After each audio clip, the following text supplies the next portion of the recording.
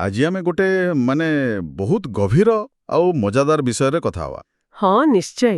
ଆମେ ଓମକାର ପତ୍ରିକାରୁ ଗୋଟେ ଲେଖା ପଢୁଥିଲୁ ଆଉ ତାର ମୂଳ ଭାବନାଟା ବହୁତ ସୁନ୍ଦର ଯେ ଆମେ ଆମର ଦୈନନ୍ଦିନ ଜୀବନର ସାଧାରଣ କାମକୁ କେମିତି ଈଶ୍ୱରଙ୍କ ପୂଜାରେ ବଦଳି ପାରିବା। ଆଚ୍ଛା। ଏହି ଚିନ୍ତାଧାରାକୁ ବୁଝିବା ପାଇଁ ଆମେ ଶମ୍ଭୁ ଆରାଧନାରୁ 2ଟି ଶ୍ଲୋକର ସାହାଯ୍ୟ ନେବା। ହଁ ଏଇଟା ବହୁତ ଭଲ ଉପାୟ। ଚାଲନ୍ତୁ ତାହେଲେ ଆରମ୍ଭ କରିବା। ପ୍ରଥମ ଶ୍ଲୋକଟି ହେଉଛି ସମ୍ପୂର୍ଣ୍ଣ ସମର୍ପଣର।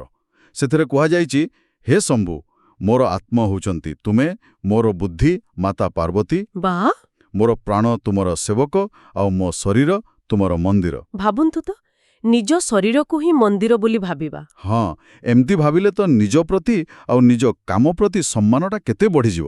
ଏକଦମ ଠିକ କଥା। ଆଉ ସବୁଠୁ ଆକର୍ଷଣୀୟ କଥା କଣ ଜାଣିଛନ୍ତି? କ'ଣ?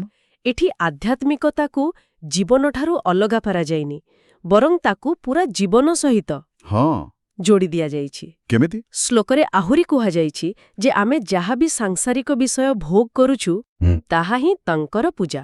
ଆଚ୍ଛା। ଏପରିକି ଆମର ଯୋଉ ନିଦ, ତାକୁ ବି ସମାଧିର ସ୍ଥିତି ବୋଲି କୁହାଯାଇଛି। ଓହୋ, ନିଦ୍ରାକୁ ସମାଧି ସହ ତୁଳନା କରାଯାଇଛି। ଏ କଥାର ମାନେ କ'ଣ? ହଁ, ଏଇଟା ବହୁତ ଗଭୀର କଥା। ଦେଖନ୍ତୁ, ସମାଧିର ଅର୍ଥ ହେଲା ଏକ ଗଭୀର ଧ୍ୟାନର ଅବସ୍ଥା। ହଁ, ଯେଉଁଠି ମନ ପୁରା ଶାନ୍ତ ଆଉ ସ୍ଥିର ହୋଇଯାଏ। ଠିକ୍। ତେଣୁ ଏହି ଶ୍ଲୋକ କହୁଛି ଯେ ଆମର ପ୍ରତିଦିନର ନିଦ ବି ସେହିଭଳି ଏକ ଆଧ୍ୟାତ୍ମିକ ବିଶ୍ରାମ ହୋଇପାରିବ। ଯଦି ଆମର ଦୃଷ୍ଟିକୋଣ ସେମିତି ଥାଏ। ଏକଦମ। ସବୁକିଛିକୁ ତାଙ୍କ ସହ ଯୋଡ଼ି ଦେବାର ଏହା ଏକ ପ୍ରୟାସ। ଏହା ତ ଆହୁରି ମଜାଦାର। ଆଗକୁ ପୁଣି କୁହାଯାଇଛି ଯେ ଆମର ଚାଲିବା ହେଉଛି ତାଙ୍କର ପ୍ରଦକ୍ଷିଣା। ହଁ। ଆଉ ଆମର ସବୁ କଥାବାର୍ତ୍ତା ତାଙ୍କର ସ୍ତୋତ୍ର। ହଁ। କିନ୍ତୁ ଏଠି ମୋ ମନରେ ଗୋଟେ ପ୍ରଶ୍ନ ଆସୁଛି। ଯଦି ମୋର ସବୁ କାମ ପୂଜା, ତେବେ ମୁଁ ଯେତେବେଳେ ଭୁଲ କରେ କି କାହାକୁ କଷ୍ଟ ଦିଏ, ହଁ, ସେତେବେଳେ କ'ଣ ହେବ? ସେଇଟା ବି କ'ଣ ପୂଜା? ବହୁତ ଭଲ ପ୍ରଶ୍ନ। ଆଉ ଏହା ହିଁ ଏହି ଦର୍ଶନର ସବୁଠୁ ଗୁରୁତ୍ୱପୂର୍ଣ୍ଣ ଦିଗ। ଏହାର ଉତ୍ତର ଆମକୁ 2ୟ ଶ୍ଲୋକରେ ମିଳୁଛି। ଆଚ୍ଛା, କ୍ଷମା ପ୍ରାର୍ଥନାରେ? ହଁ, ସେଇଟା ସ୍ୱୀକାର କରୁଛି ଯେ ଆମେ ମଣିଷ, ଆମ ଦ୍ୱାରା ଭୁଲ ହେବା ସ୍ୱାଭାବିକ।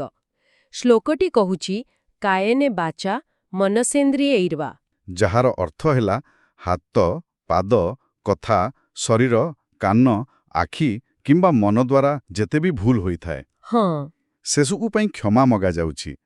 ଏଥିରେ ବିହିତମ ଅବିହିତମ ବା ବୋଲି ଏକ ପଦ ଅଛି। ତାର ଅର୍ଥ କ'ଣ? ତାର ଅର୍ଥ ହେଲା ଜାଣତରେ ବା ଅଜାଣତରେ। ଓ ଆଉ ଏଇଟା ବହୁତ ଗୁରୁତ୍ୱପୂର୍ଣ୍ଣ। ଏହା ସ୍ୱୀକାର କରୁଛି ଯେ ଆମେ କେବଳ ଜାଣିଶୁଣି ଭୁଲ କରୁନାହୁଁ। ବେଳେବେଳେ ଆମ ଅଜାଣତରେ ବି ଭୁଲ ହୋଇଯାଏ। ଏକଦମ। ଆଉ ଏହି କ୍ଷମା ପ୍ରାର୍ଥନା କରିବା ଦ୍ୱାରା ଆମେ ନିଜର ଅହଙ୍କାର ତ୍ୟାଗ କରି ନମ୍ର ହେଉ। ତାମାନେ ପ୍ରଥମ ଶ୍ଲୋକଟା ହେଲା ଲକ୍ଷ୍ୟ ଆଉ ଦ୍ୱିତୀୟଟା ହେଲା ସେଇ ରାସ୍ତା। ହଁ, ସେହି ଲକ୍ଷ୍ୟ ପଥରେ ଚାଲିବା ବେଳେ ହେଉଥିବା ତ୍ରୁଟି ପାଇଁ ମାର୍ଗ। ହେଲେ ଏ ଦୁଇଟିକୁ ଏକାଠି କାହିଁକି ରଖାଗଲା? କେବଳ ପ୍ରଥମଟି କ'ଣ ଯଥେଷ୍ଟ ନୁହେଁ?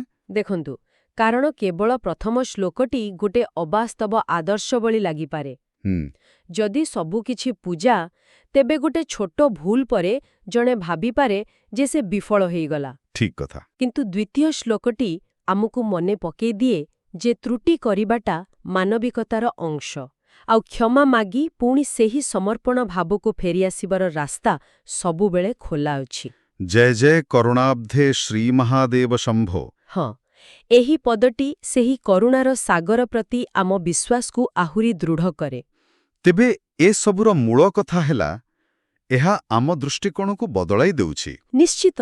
ଜୀବନକୁ କେବଳ କିଛି କାମର ଶୃଙ୍ଖଳା ଭାବରେ ନ ଦେଖି ଏହାକୁ ଈଶ୍ୱରଙ୍କ ସହିତ ଏକ ନିରନ୍ତର ପବିତ୍ର ସଂଳାପ ଭାବରେ ଦେଖିବା। ହଁ, ଯେଉଁଠି ପ୍ରତ୍ୟେକ କାର୍ଯ୍ୟ, ପ୍ରତ୍ୟେକ ନିଶ୍ୱାସ ଏକ ନୈବେଦ୍ୟ ହୋଇଯାଏ। ବାଃ, କେତେ ସୁନ୍ଦର ଭାବନା। ନିଶ୍ଚିତ ଭାବରେ। ଆଉ ଏହି ଆଲୋଚନାରୁ ଗୋଟିଏ କଥା ଚିନ୍ତା କରିବା ପାଇଁ ରହିଲା। କ'ଣ? ଯଦି ଆମର ପ୍ରତ୍ୟେକ କାର୍ଯ୍ୟ, ଶବ୍ଦ ଆଉ ଚିନ୍ତା ଈଶ୍ୱରଙ୍କୁ ଅର୍ପଣ କରାଯାଇପାରିବ, ତେବେ ଏହି ଆଲୋଚନା ଶୁଣିସାରିବା ପରେ ଆମେ ଯେଉଁ ପରବର୍ତ୍ତୀ କାମଟି କରିବାକୁ ଯାଉଛୁ, ସେହି କାମ ପ୍ରତି ଆମର ମନୋଭାବ କିପରି ବଦଳି ପାରିବ?